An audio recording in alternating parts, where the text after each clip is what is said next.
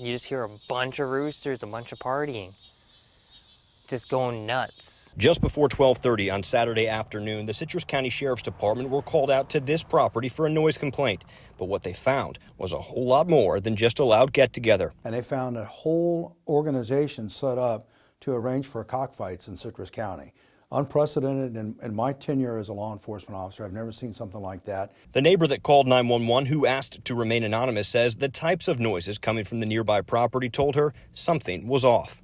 For this, it was an unusual amount of roosters. Well, it's quiet on this property right now. Besides the occasional crow of a rooster or a dog's bark, you can't hear a whole lot.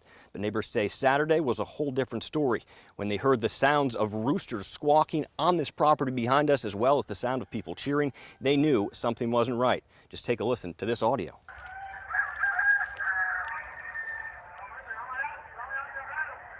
It just sounded like gambling. I don't know how else to put it. Just, you know, when you win something and everyone who's rooting for that side go, yeah, that's what it sounds like.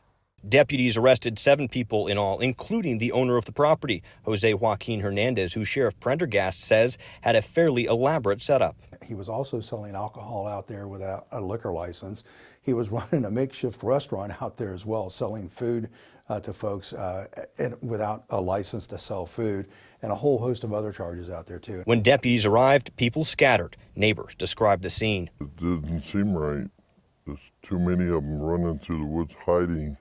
Investigators found that people had come from all across the state to take part. Literally South Florida, Central Florida, North Florida. I'm happy they got caught because of the animals. Nothing deserves to be abused. And the sheriff has a clear message to anyone involved. If you're going to break the law in my county, we're going to find you. And we get to pick the time and place when we get to serve the search warrant. And the wake-up calls are never at a pleasant hour. In Citrus County, Chris Rogers, 10 Tampa Bay.